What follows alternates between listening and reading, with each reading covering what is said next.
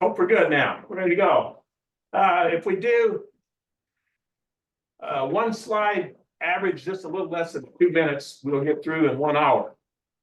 So if you have.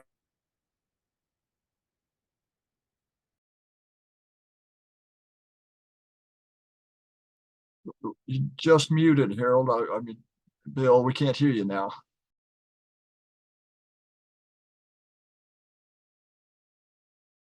Now. No. Now they can hear you. Okay, hello everyone again. Let's get started. My name's Billy. I just almost can't do that. I can't talk and hear that down in the barrel feedback. It's pretty nerve-wracking. So someone needs to mute their PC, I think. I'm not hearing it now. It's no longer there. Go ahead and keep trying. Okay, how do we go down to the next slide then? Click over into PowerPoint.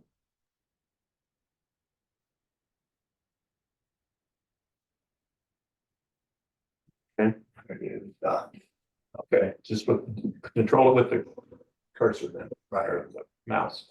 Elizabeth Brown Pryor wrote the book that you saw right here in the right-hand corner called Reading the Man.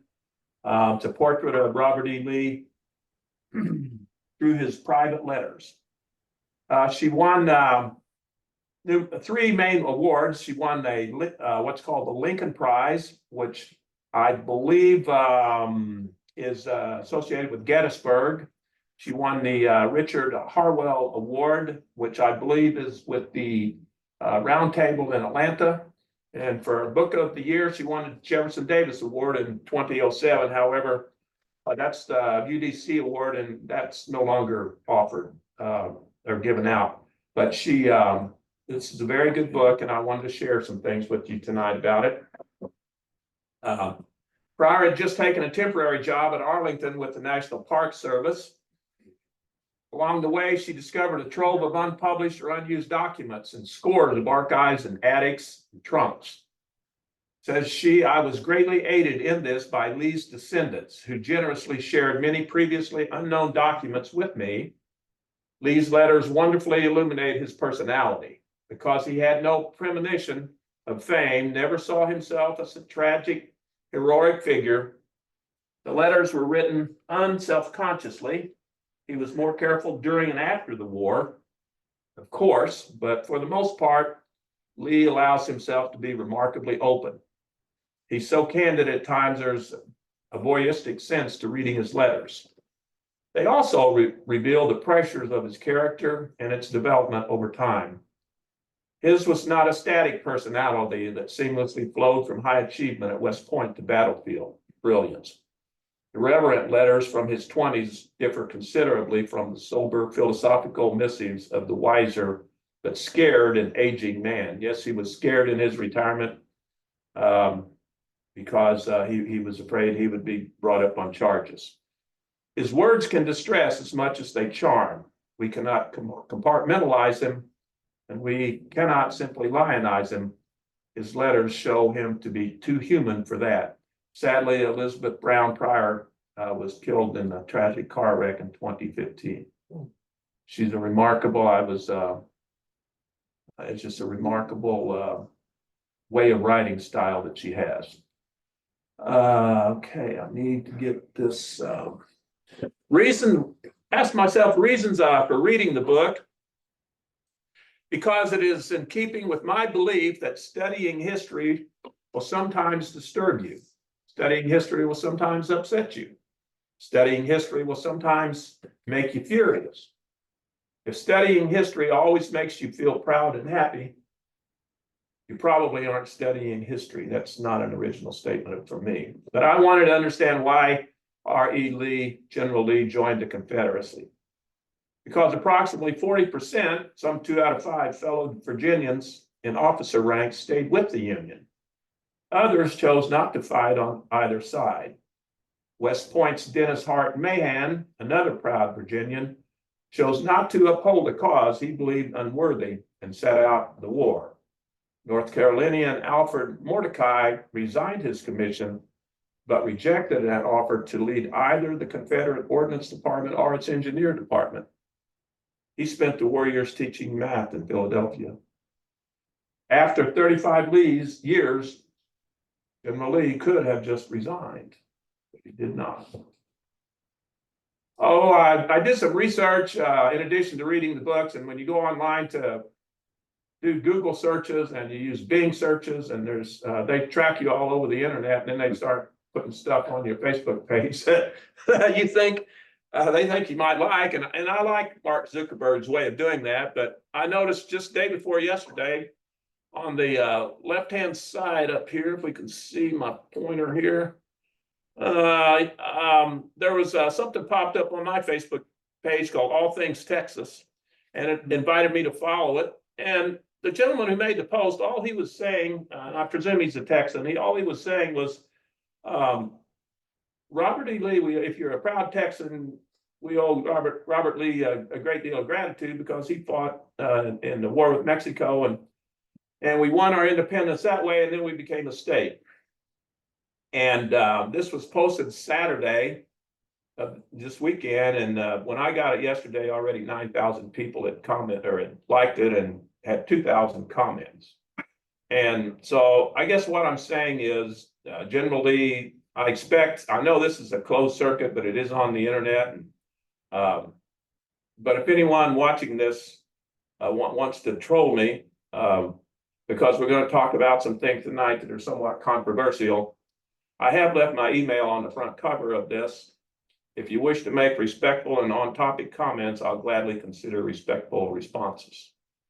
Otherwise, please don't be a troll like this person over here on the right.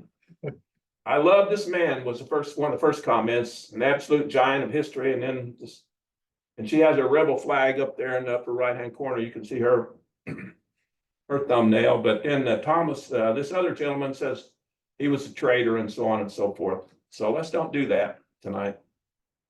We're going to do something I call poking the bear.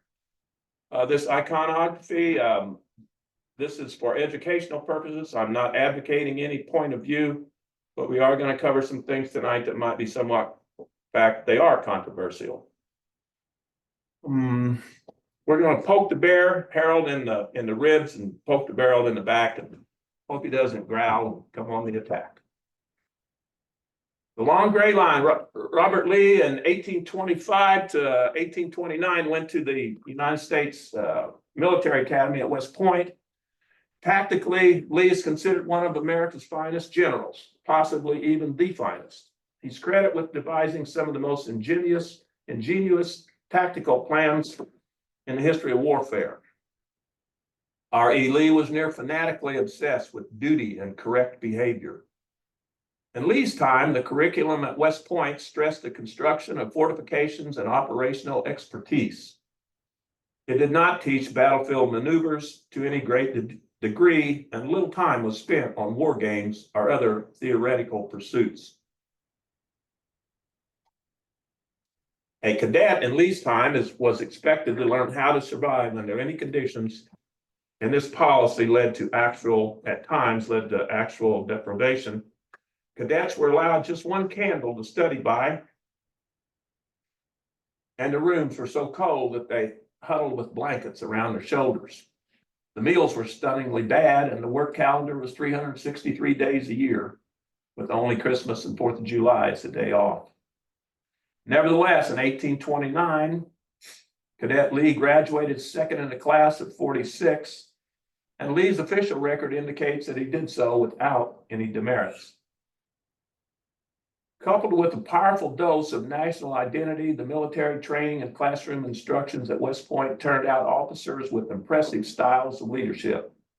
One of Lee's hallmarks was his physical presence, and classmates remembered him as strikingly handsome, with a natural charisma that lent force to every undertaking. Years later, Lee's academy achievements and those of many others would be put to the test. This is the enduring tradition of West Point. It's the most tragic of ironies that the nation turned these innovative technologies against itself. The warrior Lee is an interesting contrast to the courteous, calm, and sometimes even passive man. Both sides of his personality existed simultaneously. This polarized character was sometimes difficult for others to reconcile. Lee had a compulsion to fight, and his sway over his troops is unsurpassed in military annals. And we look at the picture, and that's, of course, General Lee, and I'm not positive, but I think that's Stonewall Jackson. And I don't know why General Jackson doesn't have his hat on, or he would have a plume out of it on the top, I suppose. But at any rate, I read in this book where when Stonewall Jackson, for example, would lead troops into battle, you could imagine having cavalry lined up, and then 2 or 3 ranks of infantry and the cannons and the supply wagons and logistics, and then the hospital, and everyone's ready for battle.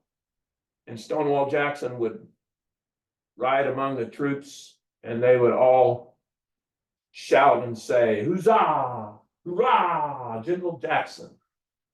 Conversely, on the other side of the mountain, possibly General Lee's troops would be leading his troops, and they would be lined up similarly, with the cavalry ready to charge with their swords, the infantry, the cannons ready to go. The fog would just be lifting over the valley and lifting up over the mountain, and they would look back, and there would be Robert Lee on his horse. And as he come by and paraded through the troops, here's what they would do. They would take their hats off like this, and they would go like this and not say a word. Complete silence is the type of reverence that Robert Lee commanded from his troops. He stands out for his physical and intellectual daring, and he had a way of challenging his opponents into near intimidation. His bellicosity, even joy in the battle, was marked by aggressive defiance, unshakable self-assurance, and a willingness to stake all on his belief in the superiority of his army. After Fredericksburg, December of '62, a near slaughter of the Federal troops, Lee wrote home to his wife that his opponent's losses didn't go far enough to satisfy me. And I would say a word of all the letters this author of this book, Ms. Pryor, that she found, and other correspondence involving General Lee. A lot of it was discovered in 2 trunks in the bank vault in Alexandria, Virginia, in something like 2002 or something like that. And the letters that were seen, a lot of them, the letters had been penned by Lee to other people, in particular family members. But there were not any letters that were written back to General Lee in the field, because obviously he didn't want those intercepted in any way. So he would read them, tear them up, and presumably throw them in the campfire. So we don't have any correspondence written back to Lee. The next several slides are focused on some of the R.E. Lee estate matters at their home in Arlington, Virginia. Arlington is important, perhaps critical, in understanding the events surrounding Lee's decision to resign his commission as a United States Army officer. Even though Richmond was the emotional and military heart of the Confederacy, whether the Old Dominion would succeed or not was anything but a foregone conclusion. 31% of Virginia's people were enslaved, the largest in actual numbers than any state in the South. Yet in the 1850s, Virginia had been heavily influenced by an influx of Northern immigrants, the growth of railroads, and political reforms that were beginning to challenge the status quo. With its diversified population and economy, Virginia had more in common with Maryland than it did with the Cotton States. Lee had long believed that if war came, he would stand with Virginia. When war did come and Virginia chose secession, Lee and his wife Mary, their children, and their children were forced to leave Arlington, becoming some of the first war refugees east of the Mississippi. And I had to put the east of the Mississippi in there because Arthur was an Easterner and they don't know too much about the Trans-Mississippi. We all know the Civil War started way before Fort Sumner. Those of us in the Trans-Mississippi at least. Arlington was constructed from 1803 to 1818. It was an 1,100-acre estate.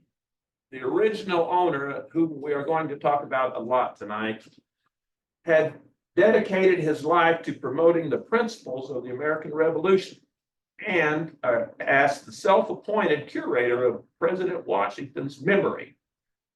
His home was a virtual shrine to the memory of the nation's first president. Back then, they didn't really have museums as we know them today. Private collectors would collect them in their homes, and this was the collection of General Washington. On the right, the spectacular view from Arlington's front portico took in a prospect that was 12 miles in 3 directions, including the water approaches to Washington and the old ports of Georgetown and Alexandria. The Capitol was just over 3 miles away, the White House even closer. By the time of the Civil War, the best artillery could reach targets 3 or 4 miles distant.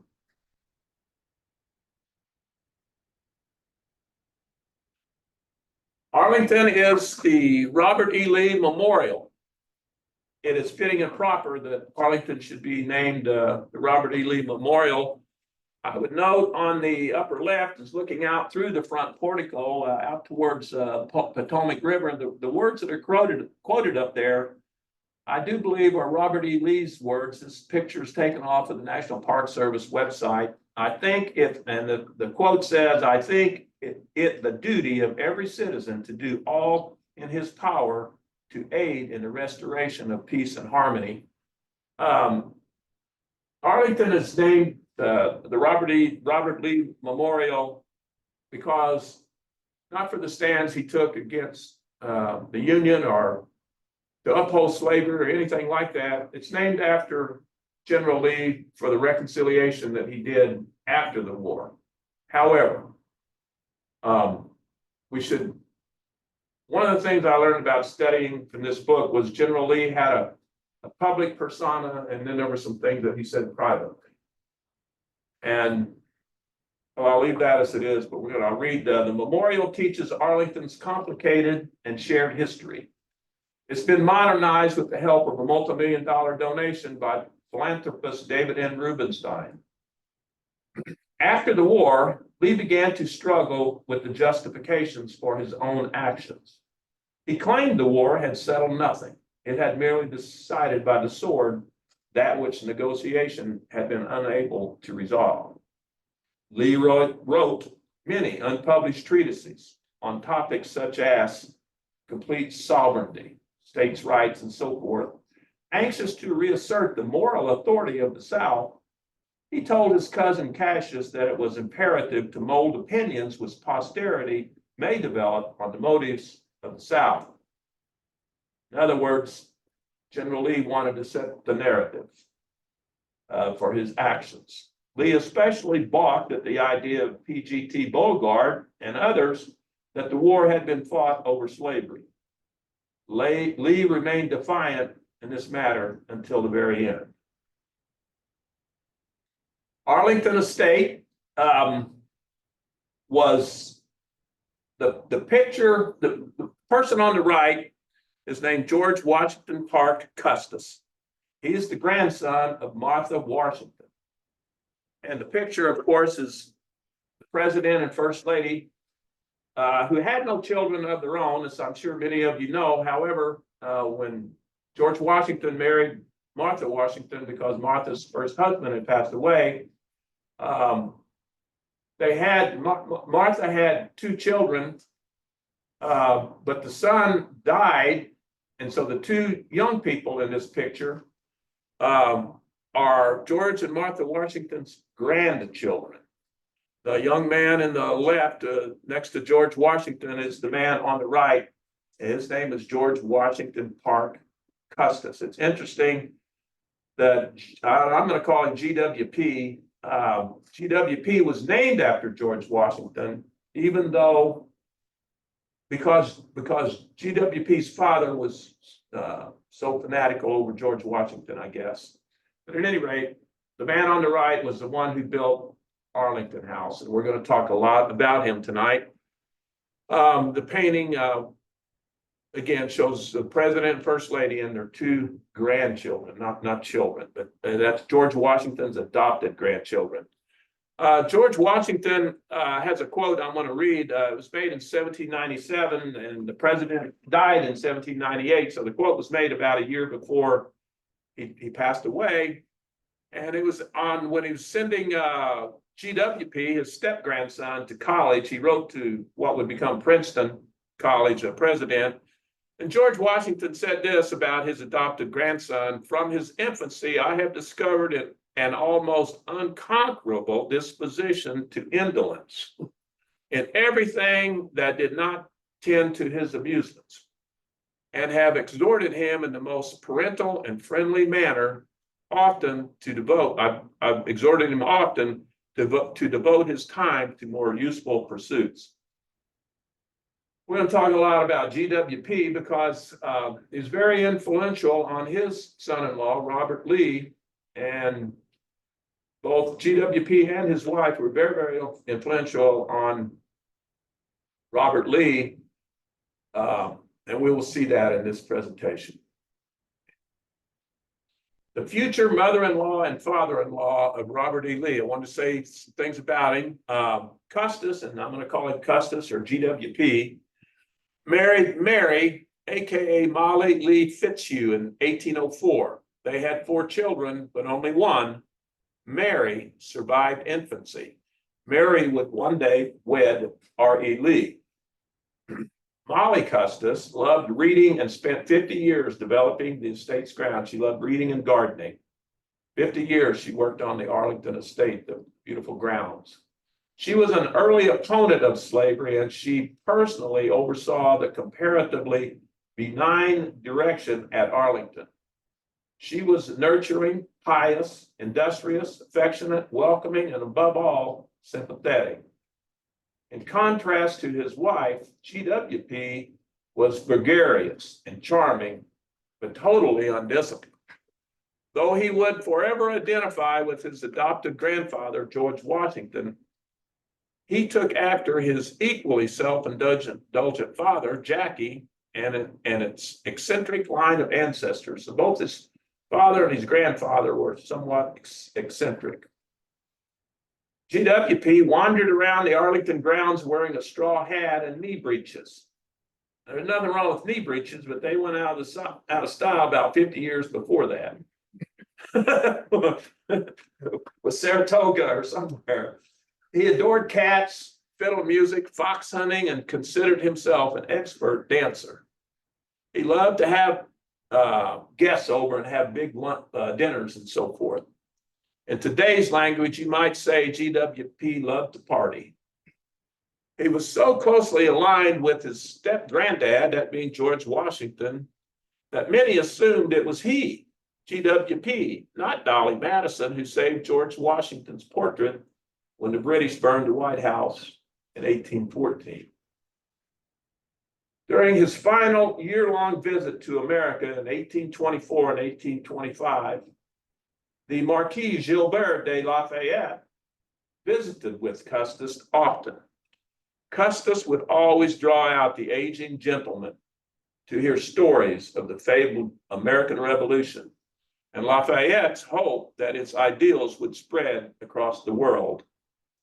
On one visit, Custis conversed about a plan for gradual emancipation of the family's slaves, for Lafayette believed it a barbarous institution in decline everywhere except the United States. Lafayette went so far as to request that those slaveholders lining his travel routes not be accompanied by their human property.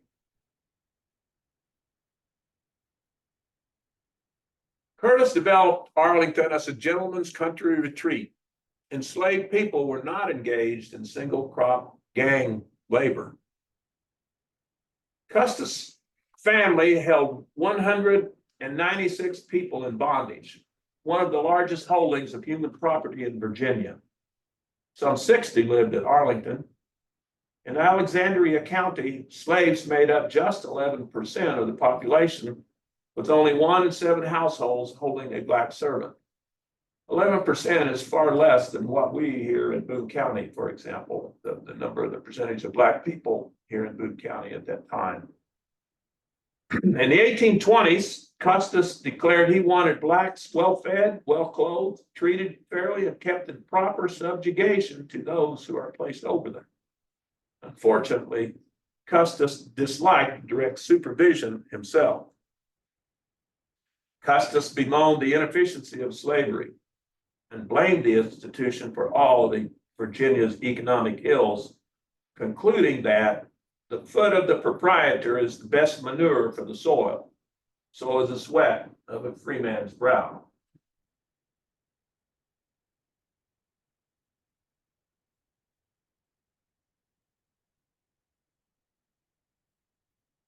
He was strongly against the slave trade and found slave auctions particularly distasteful. Custis refused to speculate in human beings, saying that though Negro property is of great and increasing value, I have no desire to add one more. Yet, like his famous step-grandfather, being George Washington, he liberated neither his slaves nor himself from the system during his lifetime.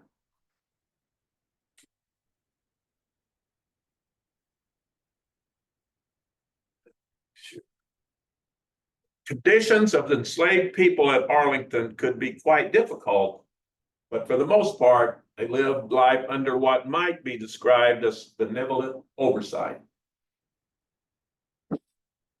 Far from inspiring gratitude, though, such favors whet bondsmen's appetite for freedom. Lives outside the plantation gave enslaved people an appreciation of what they could achieve on their own. Following statement from Jim Parks caught the incongruity of the Arlington slaves' quasi-freedom when Mr. Parks recalled their frequent trips selling vegetables at market in Washington, D.C. We used to go to Washington across the Long Bridge, said Parks, or we would dress up and row across the river. People would look at us and say, "Where are those fine folks? They are some of the free Custis black people. They own their own horses and cows and raise their own stuff."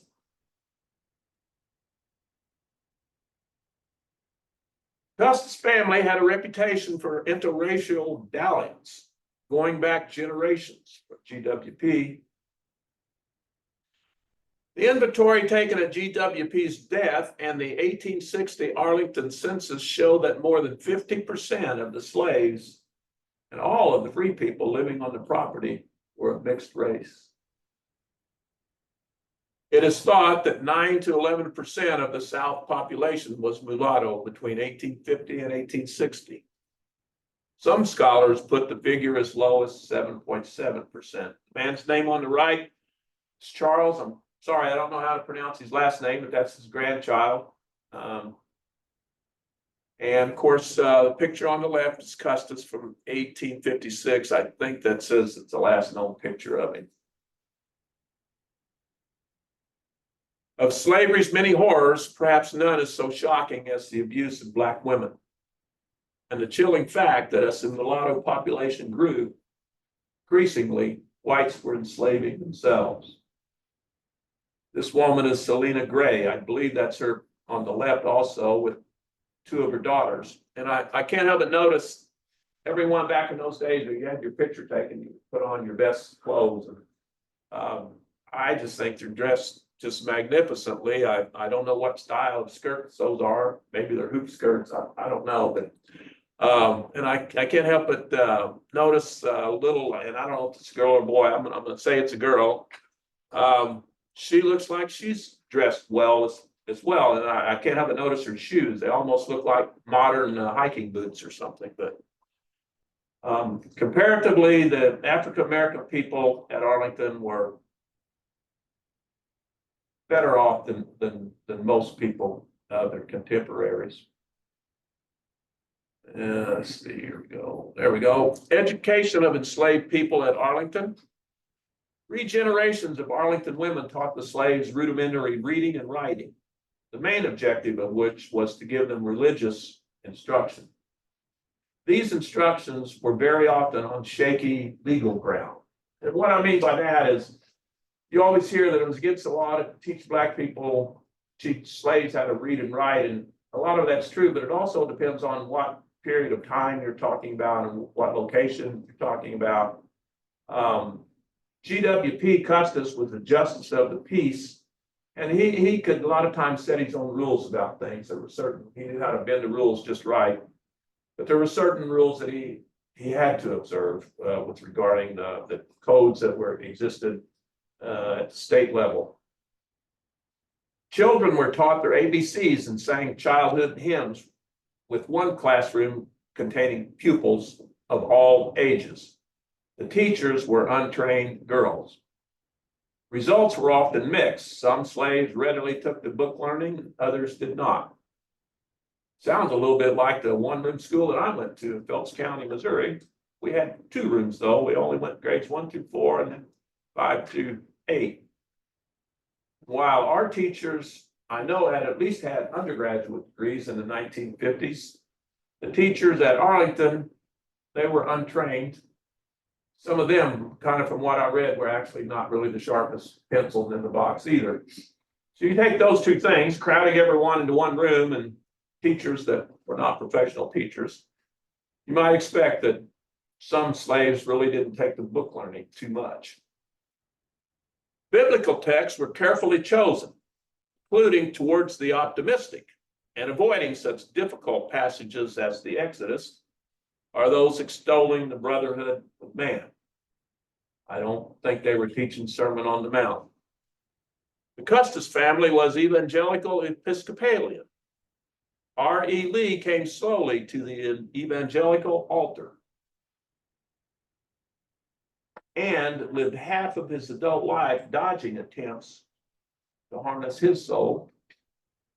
He appears to have converted only upon the death of his mother-in-law, Molly Custis, in 1849.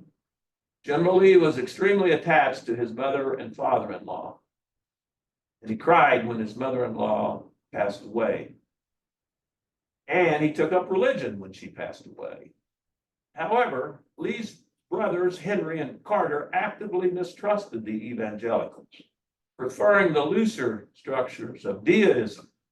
And Lee's father, the famed light horse Harry Lee, was a deist who approached spirituality from an intellectual rather than an inspirational vantage point and came to admire Quakerism.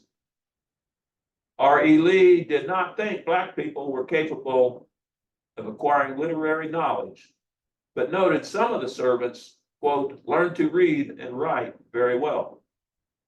Some extant letters from former Arlington slaves bear out this assessment, showing a high degree of literacy.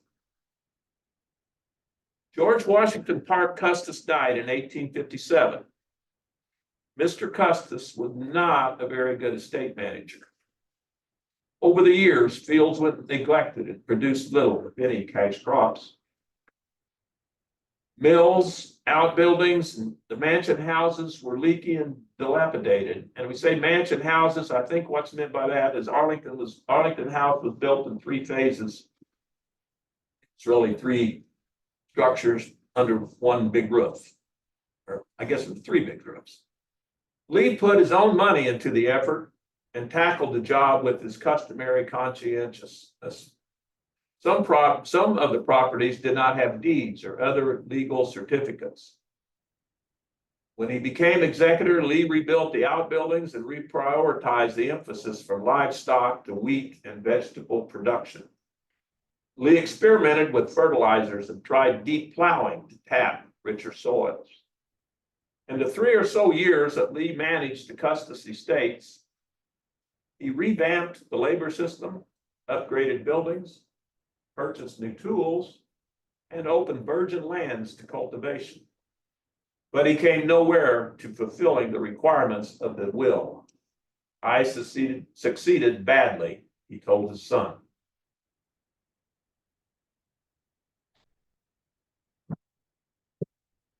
Always makes me nervous, Stacy, to have an open container of a keyboard. It's not like. Custis made his son-in-law, R.E. Lee, executor of his estate. Custis had a scanty understanding of the state of his properties and a naivete about the human reactions to the will he had signed, which called for gradual manumission of his slaves within 5 years of his death. He has left me an unpleasant legacy, wrote Lee. Arlington estate was valued at $90,000, 1,100 acres, with debt, and I found what to me was a conflict in the book, either 10,000 or 50,000 of debt. In either case, is a very large sum of money against the estate. Lee had financial and legal headaches in executing his father-in-law's instructions, along with the emotional strains of a still grieving family. The will was convoluted, irregularly shaped is what that word means, and contained contradictory instructions. For example, Virginia law required the freed slaves to move out of the state and for the farmer master to support any who were underage, old, or infirm. Virginia law required that, but according to Lee, no allowances for these matters was specified in the will. But Lee's greatest difficulties came with the state's enslaved people. When Lee took over as executor of the Custis estate in 1857, again shortly before the Civil War, slaves were in near mutiny. For slaves, the death of a master was a distressing event. Over the years, GWP had grown more and more lax with his servants.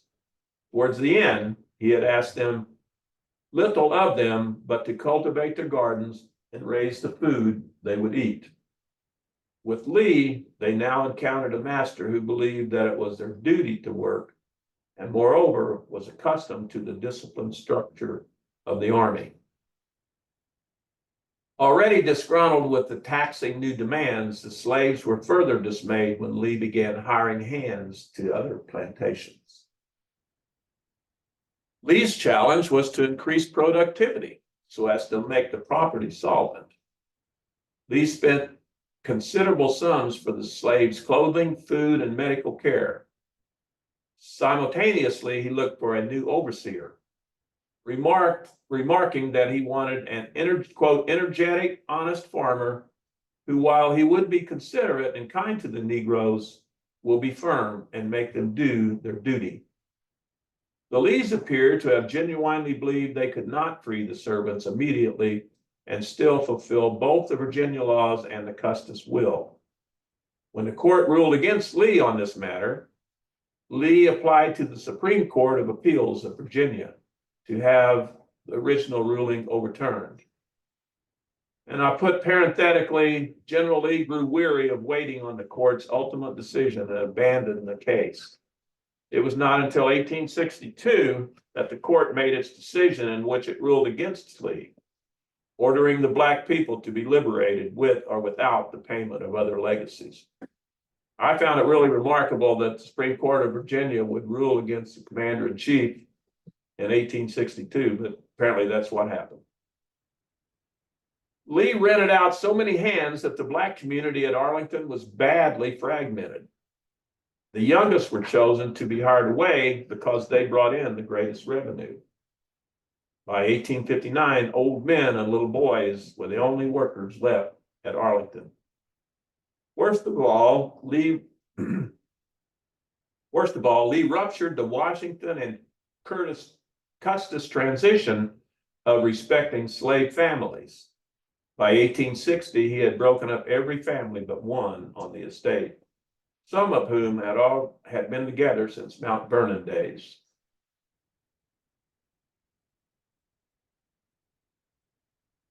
Oh, it's like I got behind here.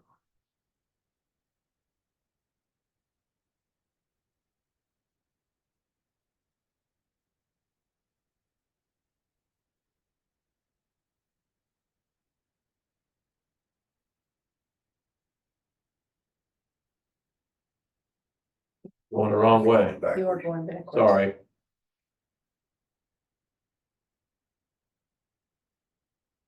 There you go. Okay, sorry. Apologize for that.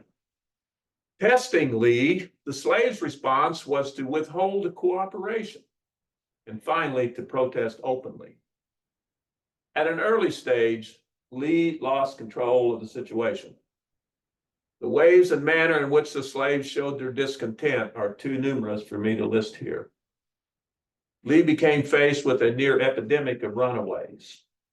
The slaves devised many ways to test Lee in what today's language I would call gaslighting. Those are my words. There's Selena Gray on the upper left-hand corner. That is her husband. Right next to him, Lawrence Parks is there. I'm sorry, I don't know the name of the other individuals. The slaves' feeling of injustice was heightened by the presence of abolitionists in the neighborhood. By the mid-19th century, abolitionists had stepped up their anti-slavery campaign, moving from giving speeches to active intervention in border areas. They waged a constant campaign in Washington, D.C., the purpose of which was to destroy slavery through a program of guerrilla-like activities, including organizing blacks, embarrassing pro-slavery officials, and aiding runaways.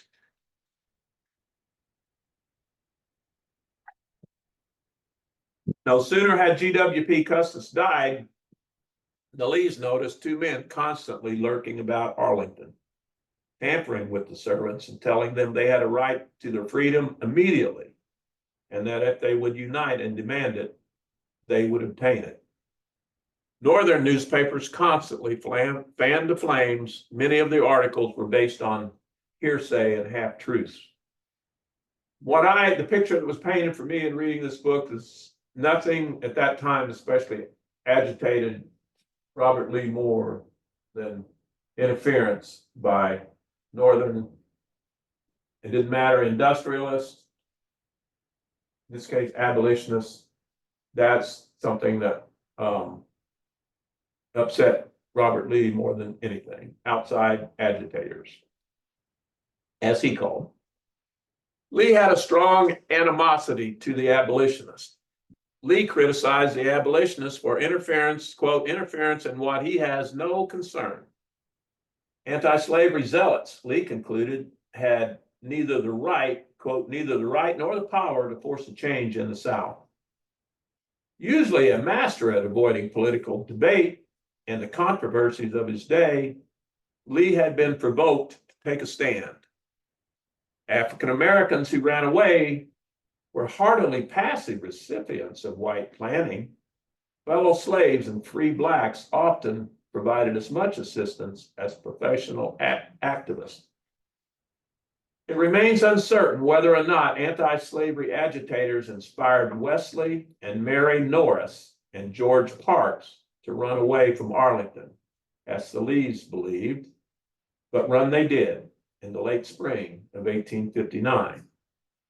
We know the incident took place not only from the accounts of Norris, but from Lee's own description, as well as court and newspaper accounts. As Lee describes it, the three, quote, absconded some months ago, were captured in Maryland, making their way to Pennsylvania, brought back, and are now hired out in Lower Virginia.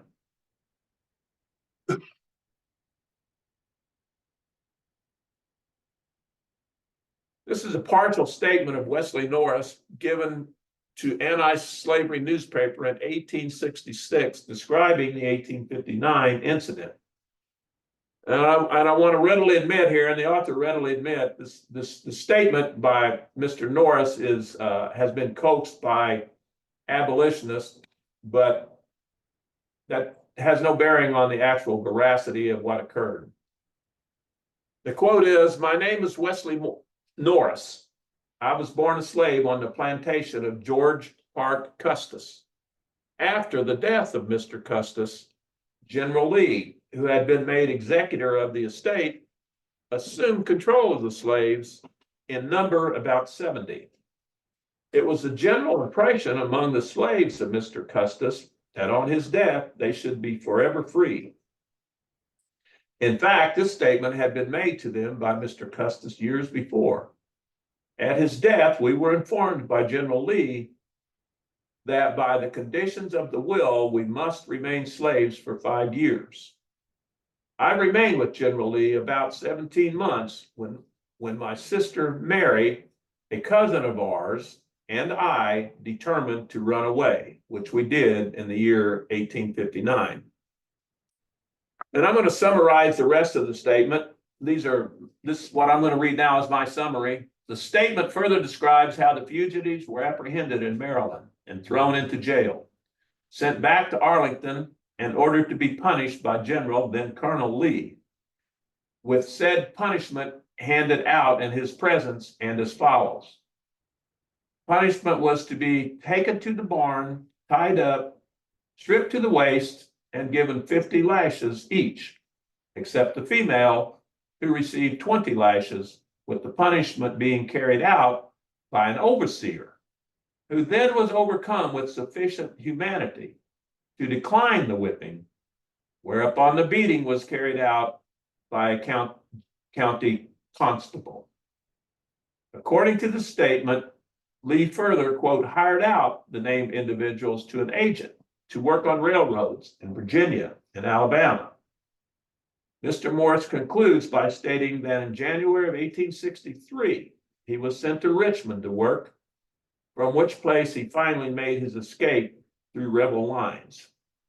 I have a footnote, they're not really a footnote, yeah. According to Pryor, the author of the book, Elizabeth Brown Pryor, the veracity of this account has been questioned by generations of Lee aficionados. Further, it appears to have haunted Lee as well. According to Pryor, there are always many reasons to question an abolitionist newspaper. However, in this instance, all of the facts are verifiable from multiple sources. On October 17th, 1859, Lee was urgently summoned to the office of President James Buchanan for a meeting with the president and cabinet members.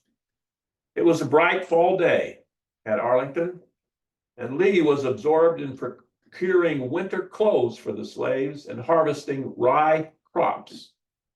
A mounted soldier unexpectedly galloped up and handed Lee a note advising Lee. The rider who so unexpectedly rode up was Lieutenant Jeb Stuart. An insurrection had been reported near Harper's Ferry, Virginia, and a day-long contest between the insurgents and local militia had resulted in stalemate. Fears of a slave rebellion had left the area in panic. War Secretary, I'm not sure why I was a war secretary. I don't think we had a war going on at that moment, but at any rate, War Secretary John B. Floyd directed Lee to lead several companies of artillery and a detachment of Marines to restore order. A special locomotive took Lee and Jeb Stuart to the scene, and they arrived about 10 o'clock at night. When they arrived, they found a group of 18 armed men had overpowered a lone watchman at the Federal Army and taken both slave and white hostages. Lee assessed the situation and decided to confront the insurgents at dawn.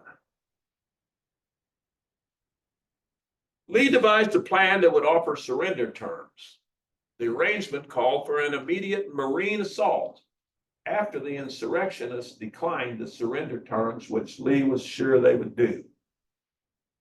The charge was to be carried out immediately so as to avoid an opportunity to push the hostages to the front where they could be used as leverage against Lee's planned attack.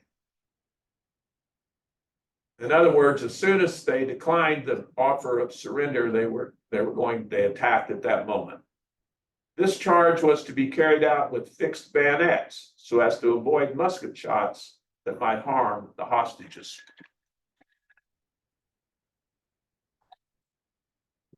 At the appointed time, Lieutenant Jeb Stewart approached waving a white flag.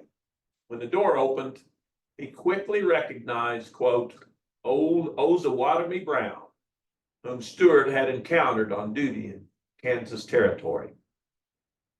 When it became clear that Brown would not give up, a Lieutenant Green led the Marines to bash down the door, stab Brown with the saber, capture him and the insurgents while suffering only one dead Marine, all the while fully protecting the hostages.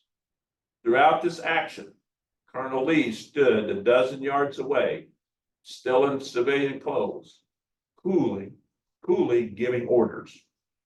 There's another character trait of Robert Lee that I learned. General Lee was, even in the height of battle, when people were dying all around and smoke and all the horrors of battle, which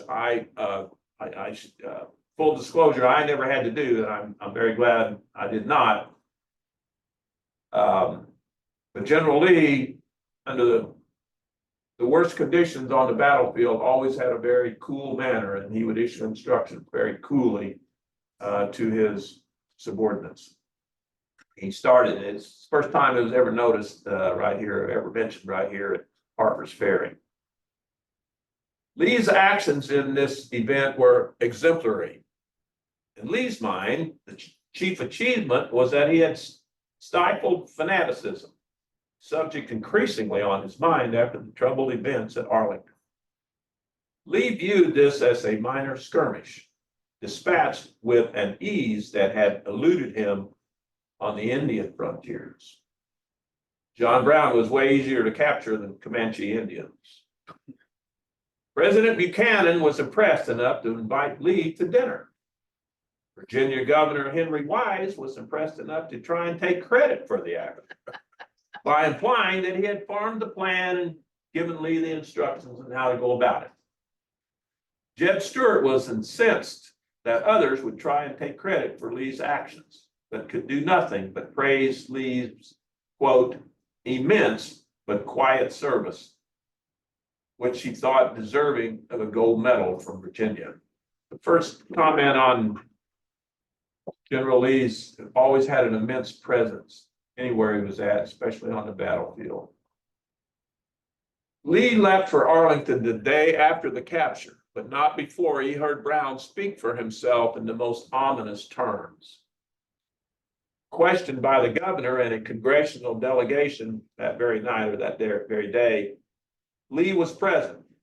Brown, with quiet confidence, John Brown, affirmed that his intent was to free the slaves, that he believed he was an instrument of God and was ready to kill and die for his cause.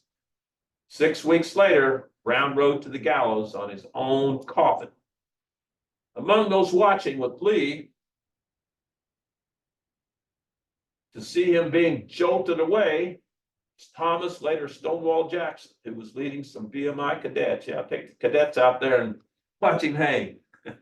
Edmund Ruffin, who would fire the first shot at Fort Sumner, and John Wilkes Booth, dressed in a borrowed stolen Valor uniform for the military-only occasion. The occasion seems heavy with foreboding, as Brown's prediction of bloodshed over emancipation did come true. Colonel Lee returned to his Texas regiment in February 1860 and largely abandoned his role of executor after that point. He had spent 26 months as executor of the Custis estate, and it proved to be one of the most painful experiences of his pre-war life. He carefully developed ideas that he tried to live, developed ideas that he had tried to live by of conscientiousness and hard work and a disciplined but just way of treating slaves failed him when he met with the reality of being a master.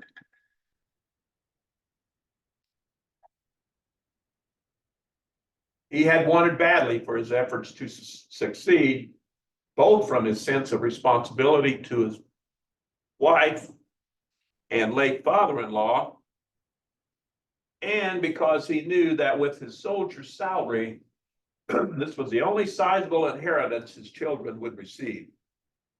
It seems also to have shattered any dreams Lee cherished of leaving the army for the life of a planter. Hereafter, he would only dream of a simple rural existence on a farm with labor supplied by the family, not a host of black bondsmen. Lee felt that he was leaving anxieties behind in Virginia, but when he got to Texas, he was faced with the mounting secession movement in the Lone Star State. The decisive election in 1860 forced military men to face their competing allegiance to home, family, and nation. Lee was shocked at the thought of dismantling the nation, maintaining that disunion was, quote, anarchy and that, quote, secession was nothing but revolution. Exasperated with extremists, both North and South, he decried equally the aggressions of the former, that being the North, and the selfish and dictatorial bearing of the Southerners. As he left San Antonio, a fellow officer shouted after the ambulance he was riding in, "Colonel, do you intend to go south or remain north?" Lee stuck his head out and replied, quote, "I shall never bear arms against the United States, but it may be necessary for me to carry a musket in defense of Virginia, in which case I shall not shirk my duty."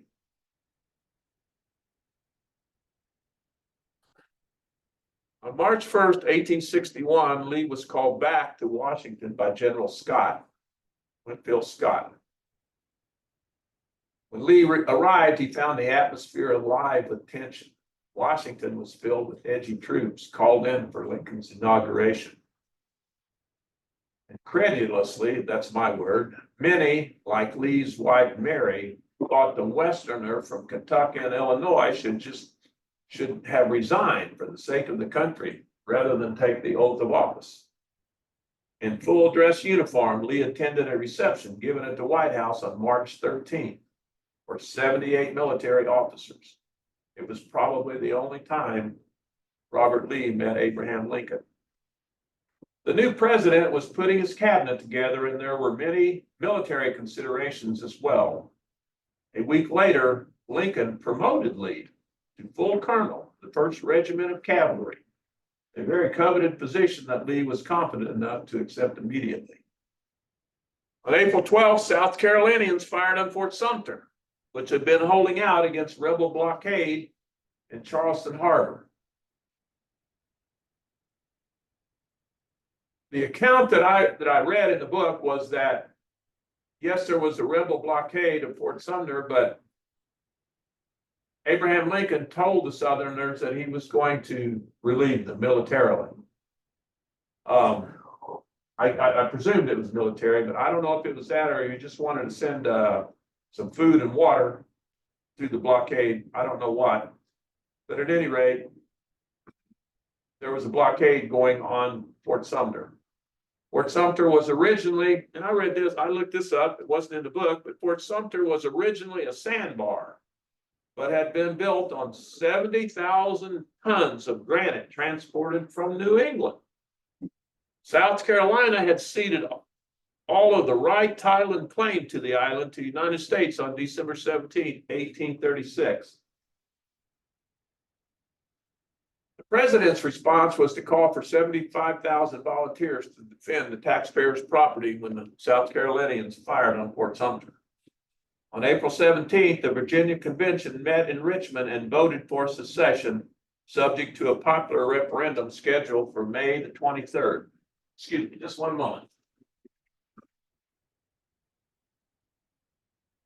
Also on May 17th, Francis Preston Blair, one of Lincoln's closest advisors and a Missouri slaveholder and leader of the Unconditional Union Party. Senator Blair, I don't know if he held slaves at that point in time, but at one time I believe he did.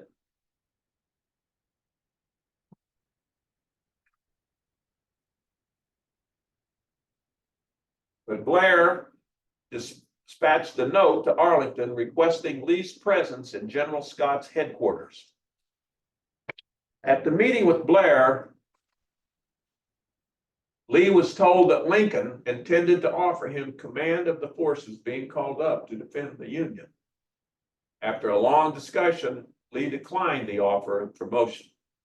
He saw nothing but, quote, anarchy and ruin in secession, he told Blair, yet he could not bring himself to raise his sword against his Virginia home and heritage.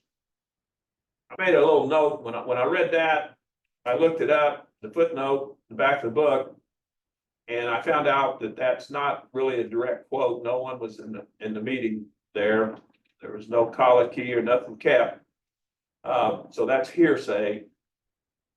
The fact that Lee told Blair that these words. Want to point that out. Meeting at the from the meeting with Senator Blair, Colonel Lee directed himself straight to the office of his boss, fellow Virginian and commanding general of the Army, Winfield Scott. In a state of agitation, Lee dispensed with his usual courtesies and insisted on being admitted to the general's office. The two, bound in mutual admiration, talked candidly for several hours. Available accounts indicate that Scott tried to persuade Lee that any forces amassed by the Union would be so vast they would stifle the South's will to rebel, making offensive actions for the South unnecessary. When Lee said he was convinced aggression was inevitable and he could not lead an invasion of the South, Scott brusquely rejoined, quote, "If you propose to resign, it is proper that you should do it at once. Your present attitude is equivocal." General Scott also told President Lincoln that Scott, intended to place cannon at both ends of Pennsylvania Avenue, and if any Virginians or Marylanders appeared threatening, he would, quote, "blow them to hell." Lee returned home to his home in Arlington and contemplated the matter for 2 days. That night, Virginia troops seized the armor at Harper's Ferry, the one that Lee had just relieved. Lee had wanted to hang on to his hopes as well as his commission until the May 23rd Virginia referendum made secession irrevocable. His wife, Mary Lee, told him she would support whatever decision he made. The slaves watched as their master walked back and forth on the porch, the portico of Arlington. Then he went out to the garden where he paced more and more. He paced back and forth, then back to the veranda where he continued to pace. He's trying to decide if he's going to go for the north or the south. A visitor remembered hearing him pacing upstairs and noticing him stop at a certain spot in his upstairs bedroom where he could tell Lee was kneeling in prayer. Finally, Lee bowed his head and wrote his resignation, as well as a short explanatory letter to General Scott. Then, around midnight, he walked down the long staircase and handed the letters to his wife. "Mary," he said, "your husband is no longer an officer of the United States Army." So this is I took this picture off of the National Park Service website. I don't know. I've been down to Tantera, Missouri, and a couple of resorts in my time, but I've never seen a bed quite like that. I don't know if that's walnut or cherry, but it's walnut. Harold says it's walnut. I want to say this about that. I've been to Arlington one time, and I want to go back. That's my bucket list. But it was many years ago when I was there, And I didn't know anything about his history at that time, but I'm really determined to go back. And I want to say, we mentioned General Lafayette, the American Revolution, earlier in this presentation. I had an ancestor, Lafayette's first battle in the American Revolution was at Brandywine Creek. And I had an ancestor, 7 times great grandfather, that was at Brandywine Creek. And I also had another ancestor that was at Trenton. And they were both Virginians. And I have some other relatives that came, distant grandfathers that came from there as well, and grandmothers. But they were not the kind of Virginians that were the oldest child and got all the wealth and the plantation and the slaves and all that kind of stuff. And the picture that I'm painting here with this plantation life in Virginia, it's very unique. But if you weren't the oldest son, you didn't really end up living like that. My ancestors that came from Virginia, many of them, the people like them left Virginia in hordes. They didn't stick around Virginia. They left there with nothing but the shirt on their back and maybe a musket. So this picture that's been presented tonight with all of this wealth, that was not the way most people lived.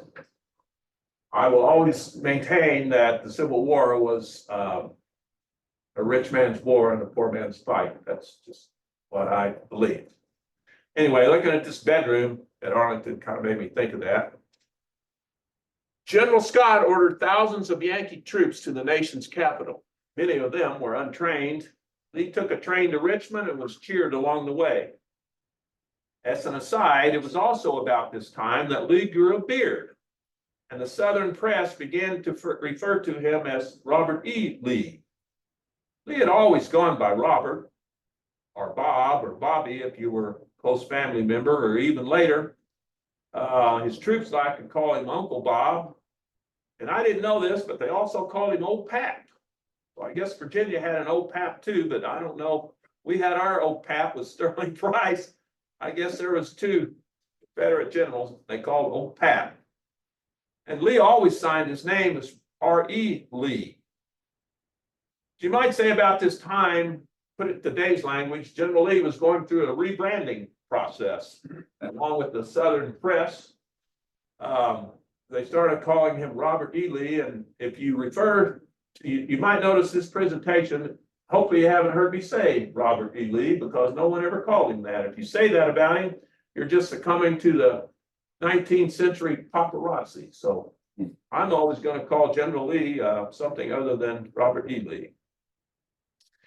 His foreboding on the train ride to Richmond made him anxious for his family to leave Arlington as well. The pain of leaving Arlington was great, and no one really knew the actual state of affairs.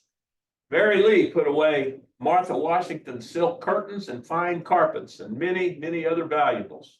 She packed away the china and punch bowl that had been presented to the Washingtons by foreign dignitaries and so forth. When she concluded Virginia's troops were not going to occupy the property, she finally left Washington and joined her daughters at Ravensworth, which was another family-owned plantation in interior Virginia. She wrote her husband, Robert, that her only consolation was that the war would be over soon and she would be back in a few weeks. In fact, Mary Anna Randolph Custis Lee had left Arlington forever. When the citizens of Virginia formally ratified secession on the 23rd, May 23rd, Scott immediately ordered troops to occupy Arlington.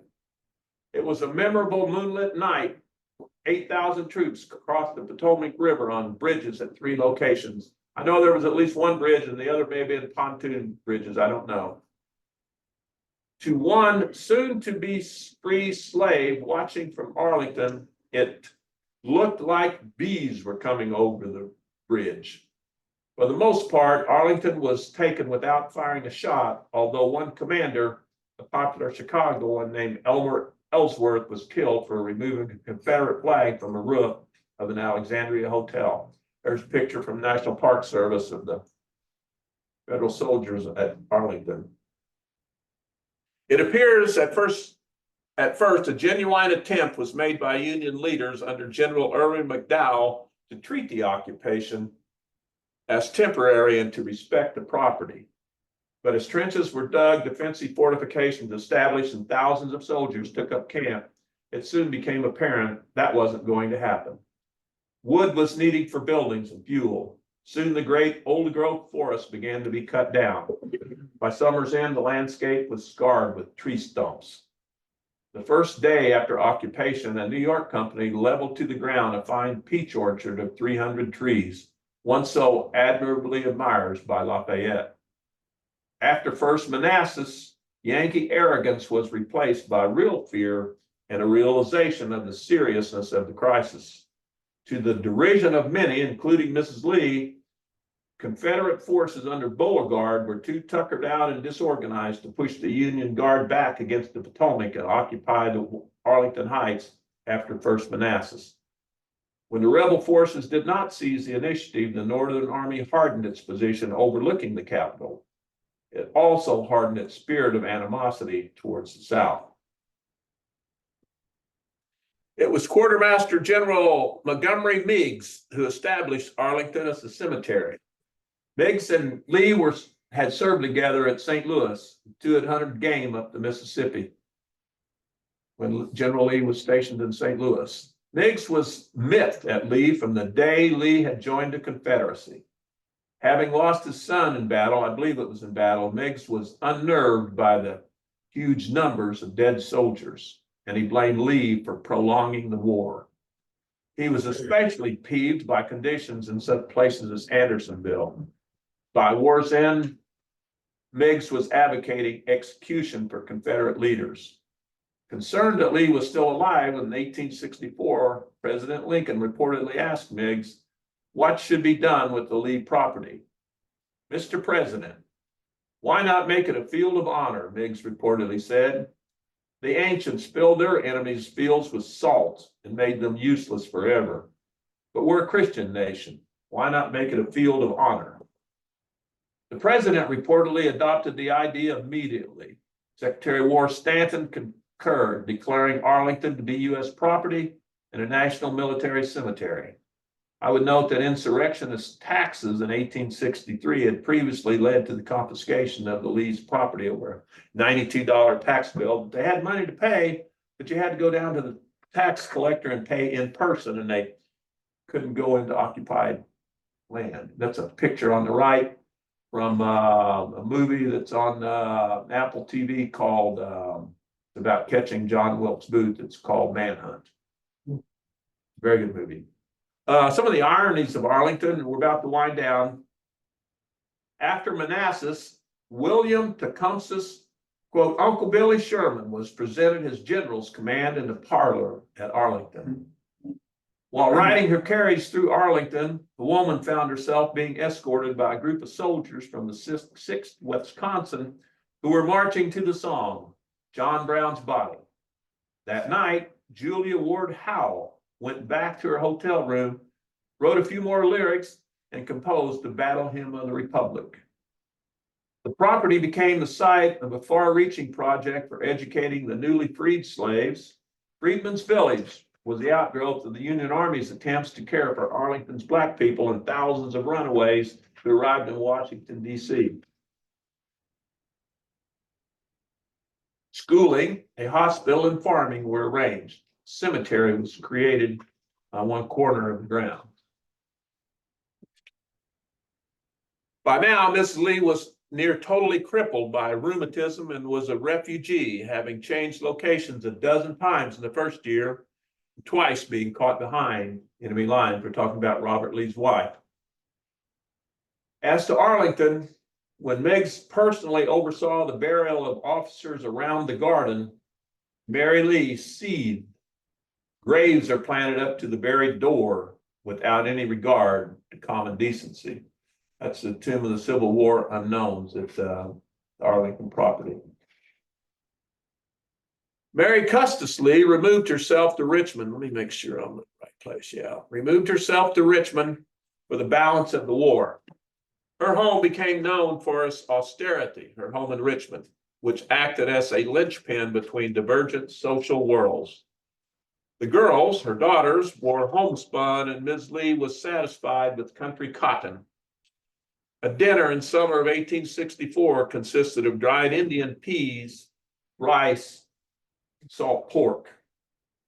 One Confederate War Department clerk chronicled the growing want of Richmond. Quote, such a scarcity of provisions that rats and mice have mostly disappeared, and the cats can hardly be kept off the table. From camp, Lee wondered how his wife and daughters subsisted on daily rations of a quarter pound of pork bacon and a pint and a half of meal per person per day. That's about 3 cups of cornmeal and quarter pound of bacon a day. That's what they were living on. Lee evidently missed the irony that this was very nearly the allotment of slaves that had traditionally been given every day. Supposed to be Richmond over there on the right. After Grant.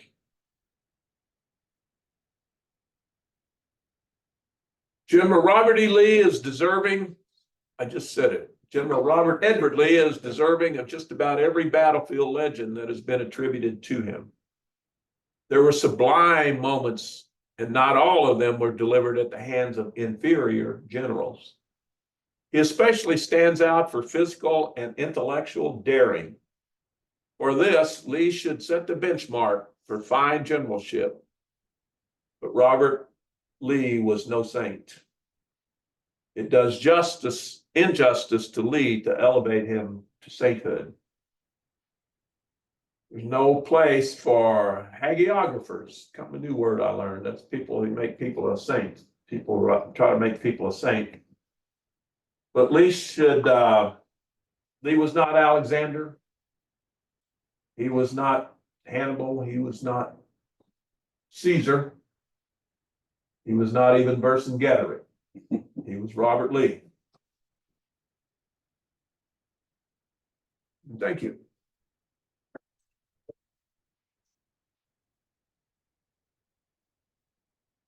Comments? I would like to say, for a gentleman who had contributed so much to the United States prior to the war, and his engineering of forts, and other activities like that, his treatment in recent years has been a shame. Down to a school in Columbia. How do I put everyone on here?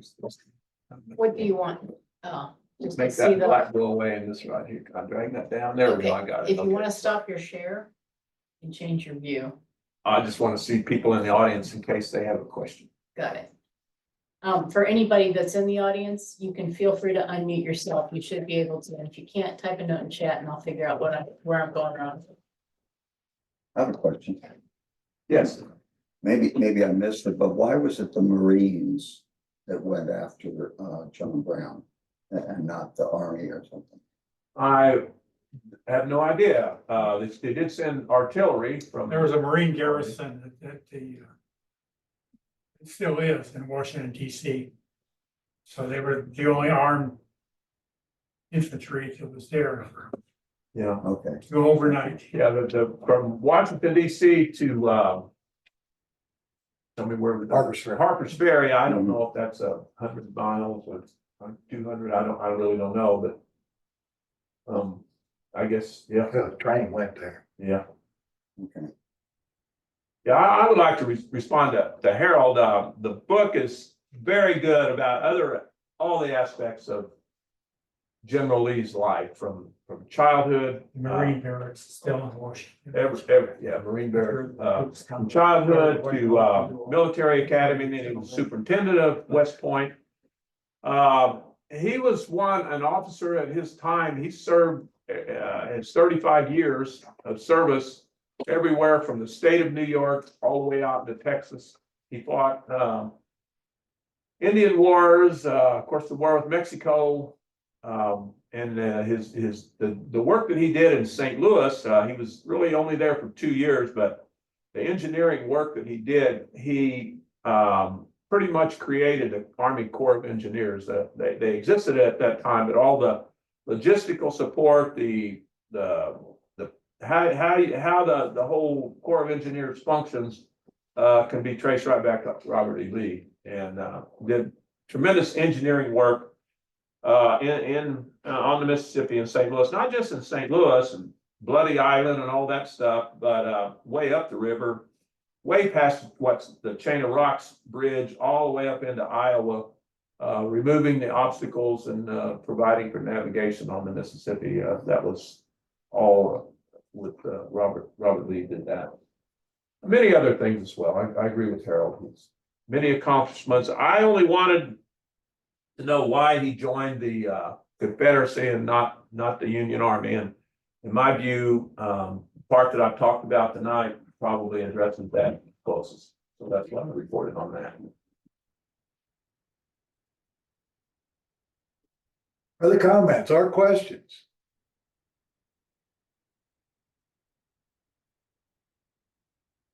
Latham doesn't have a comment? Mike Devaney might be unmuting to ask a question.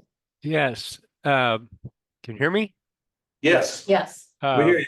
I was just going to comment. I think Robert E. Lee is basically credited as an engineer for saving St. Louis as a as a river town in that day by diverting the channel over to the St. Louis side, away from the Illinois side and over to the St. Louis side.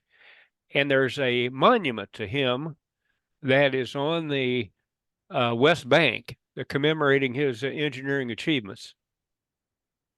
Yes, a book, that's exactly what occurred according to his biography that I just read. Yeah, the current at that time was, as you know, in the 1830s, this was about 1838, St. Louis was a boom town, and the river current was going more and more over to the Illinois side. And there was concern that the business and commerce, the wharfs and so forth, would move over from Missouri over to Illinois, and that Missouri would lose all that business. So Lee diverted the river with wing dikes and that sort of thing to where it filled up the channel over by on the Missouri side, and that's evident to this day. Right. Didn't know that.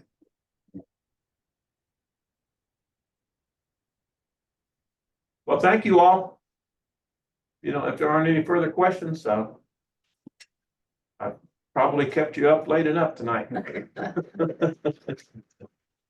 Bill, I'll just throw one thing in there. It's something you touched on, and maybe a little bit of what Harold talked about. This is one of those books that I'd like to read, and I'll never get around to it. But when it first came out, the reaction from the Civil War community I found really interesting, and that a lot of the kind of the Confederate hero worshipers, a lot of sons of Confederate veterans, things like that, they hated this book. It's a terrible book about Lee and all this. I guess but I guess his actual words and his actual thought doesn't fit the mythology that these people have built up around this guy. And one of the things that just drives me crazy about the Civil War community anymore is this hero worship attitude that so many people have. And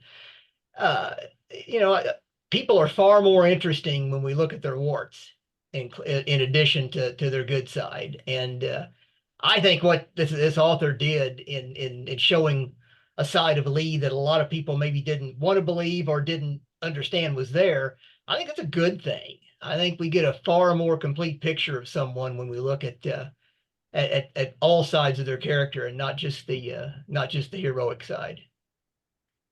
Yeah, I read a lot of comments about this book, and from a lot of Southerners. In my own opinion, I went into this sort of an agnostic, and I remain an agnostic. I think you have to be a true son of the border state to say something like that, probably. But in my opinion, Southerners have nothing to be ashamed of in this book. I think it holds General Lee and especially Mary Lee, his wife. I think it does, I think it presents them in a positive light overall.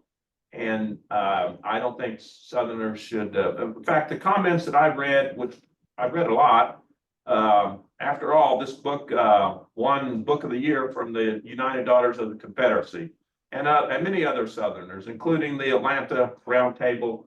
There's really nothing in there for Southerners to fear, I don't think. Anything else? Before we close, I'd like to make one announcement kind of thing. Jim Biddle, who now lives in Albuquerque, he did a program earlier this year. Sent me a note that he is now diagnosed with stage 4 pancreatic cancer. And that's why he sent out the request for sites to visit Civil War, while he still got time to accomplish a bucket list thing. So you have an idea on something, I had his email in the newsletter. Send him a note. Andy and I sent him some ideas to look at. Got any ideas? Do that. I'm always game for more Civil War sites. I brought my personal calendar with me tonight. If anyone's ready to go to Jefferson Barracks, we can mark it down tonight. I'm ready to, I can take 3